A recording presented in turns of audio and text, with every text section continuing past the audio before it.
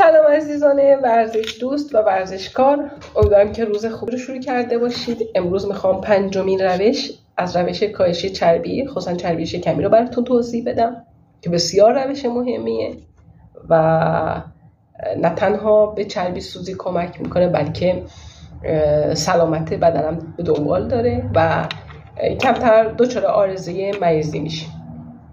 پنجمین روش از روش کاهش چربی، خصوصا چربی شکمی، به طور منظم ورزش کردن.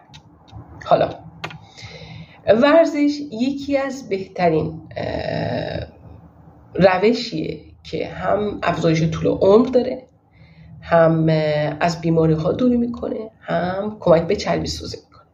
چیزی که مد نظر ما هست این نیست که ما مرتب موضعی روی مثلا ماهیچه‌های شکممون کار کنیم، چرا که علم ثابت کرده و یک مطالعه علمی ثابت کرده که اگر 6 هفته تمرینات ورزشی متمرکز به روی ماهیچه شکم انجام بدیم، تأثیر چندانی بر شکم و کمر یا موارد نواحی شکم انجام نمیده.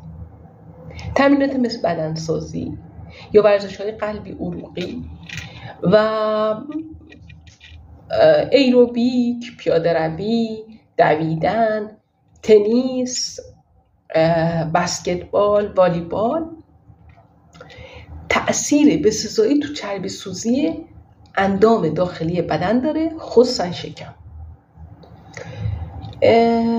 برام به گزارش علمی دیگه‌ای نشون داده که ورزش که مدام باشه و مستمر باشه احتمال بازگشت پذیری چربی اندام‌های داخلی بدن رو به صفر میرسونه.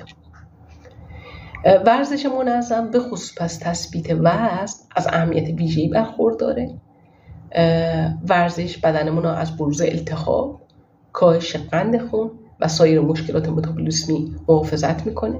پس عزیزان من، این روش بهترین و مؤثرترین روشیه که چربی سوزی را زیاد میکنه و کاهش چربی را به دنبال داره و میتونیم کاهش چربی شکمی را با توجه به روش‌های درست که ورزش درست هم باشه انجام بدیم.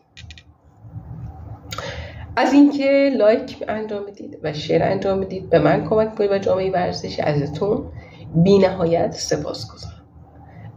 روزتون بخیر و شما رو به خدای بزرگ می‌سپارم. خدا نگهدار.